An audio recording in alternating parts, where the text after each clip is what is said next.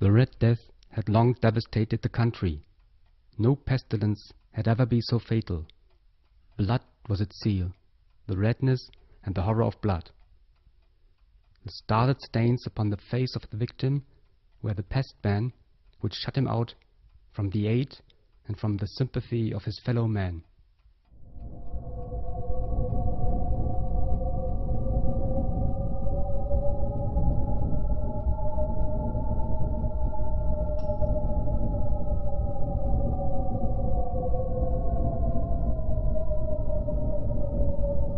And the whole progress of the disease was the incident of half an hour.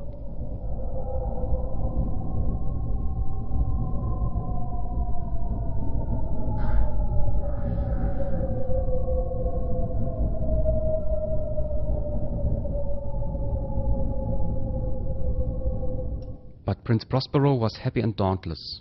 When his dominions were half depopulated, he summoned 1,000 hale and light-hearted friends from among the knights and dames of his court, and with these retired to the deep seclusion of one of his castellated abbeys.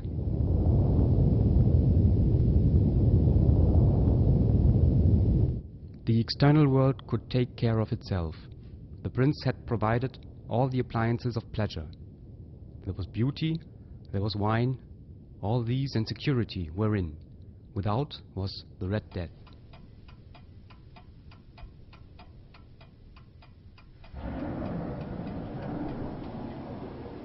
While the pestilence raged most furiously abroad, Prince Prospero entertained his 1,000 friends at a masked ball.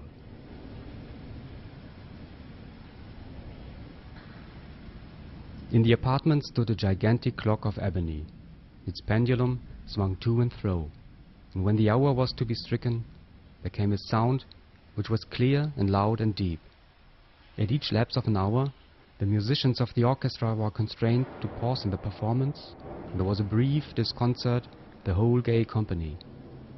But when the echoes had fully ceased, a light laughter at once pervaded the assembly, and then, after the lapse of 60 minutes, there came yet another chiming of the clock, and then were the same tremulousness as before.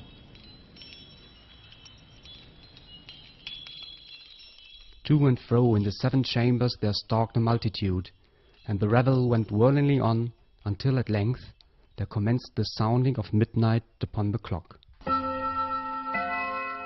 There were many in the crowd who had become aware of the presence of a masked figure which had arrested the attention of no single individual before, and the rumor of this new presence having spread itself whisperingly around, there arose from the whole company a murmur expressive of disapprobation and surprise, then, finally, of terror, of horror, and of disgust.